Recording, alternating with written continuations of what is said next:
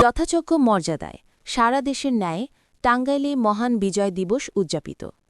দর্শক, জনপ্রিয় সংবাদে স্বাগত। শুনছিলেন শিরোনাম। আমাদের সহকর্মী সুলতান কবিরের তথ্য ও ভিডিও চিত্রে এবার বিস্তারিত।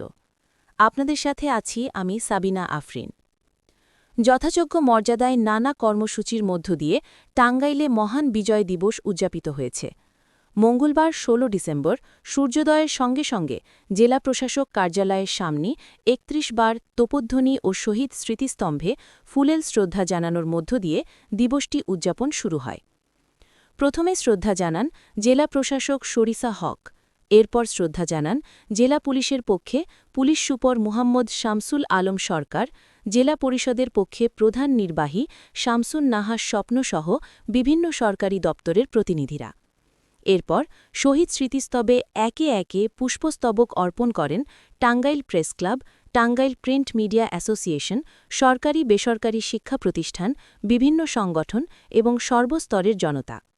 অপরদিকে টাঙ্গাইল শহীদ স্মৃতি পৌর উদ্যানে স্মৃতিস্তম্ভে শ্রদ্ধা নিবেদন করেন জেলা বিএনপি, টাঙ্গাইল পৌরসভা, টাঙ্গাইল সাংবাদিক ইউনিয়ন, জেলা রেড ক্রিসেন্ট সোসাইটি, টাঙ্গাইল নারী কল্যাণ উদ্যোক্তা ফোরাম, জেলা এসএসসি ৯৬ গ্রুপ, টাঙ্গাইল ৯৬ কল্যাণ ফাউন্ডেশন সহ বিভিন্ন সামাজিক ও সাংস্কৃতিক সংগঠন।